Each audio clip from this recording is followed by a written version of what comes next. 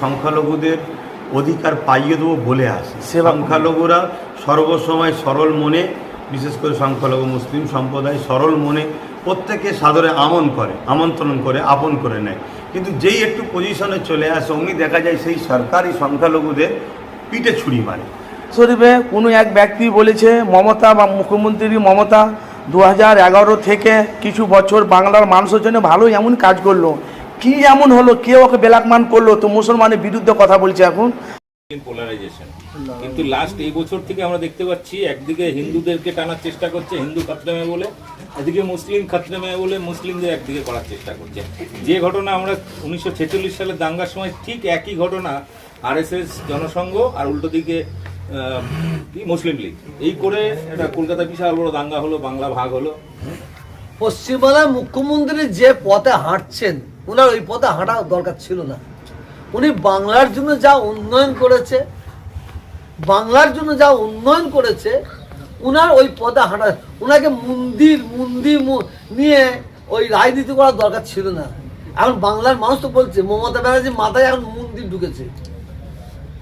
ঢুকেছে যেন হিন্দু ভোট চলে যাচ্ছে হিন্দু ভাইদের খুশি করার জন্য, অত সময় নেই। আবার তোদের মসজিদ ঢুকতে পারে, কিছুদিন পরে মসজিদ ঢুকবে, মাথায় তখন মসজিদ করবে। হ্যাঁ করতে পারে, মমতা ব্যানার্জিকে মসজিদটা রেখে দিতে হবে।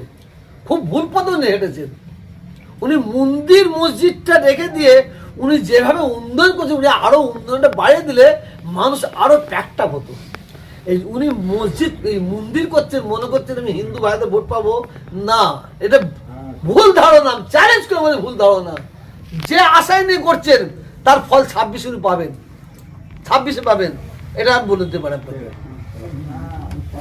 শরীফে কোনো এক ব্যক্তি বলেছে মমতা বা মুখ্যমন্ত্রী মমতা 2011 থেকে কিছু বছর বাংলার মানুষের জন্য ভালো এমন কাজ করলো, কি এমন হলো, কে ওকে বেলাকমান করলো তো মুসলমানের বিরুদ্ধে কথা বলছে এখন, যেহেতু মুসলমানের ভোট তৃণমূলের খাতায়। দেখুন তিনি হয়তো সেটা ভালো বুঝেছেন বলেছেন, তবে আমি এটুকু জানি রাজনীতি করতে গিয়ে রাজ্যে প্রত্যেকটা দল প্রথম যখন আসে সংখ্যালঘুদের অধিকার পাইয়ে দেবো বলে আসে। সংখ্যালঘুরা সর্বসময় সরল মনে, বিশেষ করে সংখ্যালঘু মুসলিম সম্প্রদায় সরল মনে প্রত্যেকে সাদরে আমন্ত্রণ করে আপন করে নেয়। কিন্তু যেই একটু পজিশনে চলে আসে অমনি দেখা যায় সেই সরকারই সংখ্যালঘুদের পিঠে ছুরি মারে। রাজ্য সরকার সেটা কিন্তু আজকে করছে, এটা আমিও দেখতে পাচ্ছি। আর বাকি কি উপকার করেছে না করেছে, প্রথমে পরে কি করেছে সেটা তিনি হয়তো কিছু ভালো বুঝেছে তিনি বলেছেন, আমি এ নিয়ে কিছু মন্তব্য করতে পারি।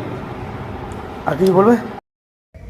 এমপি আছে, সভাধিপতি আছে, এরা চাইছে এই সরকারটা না থাক।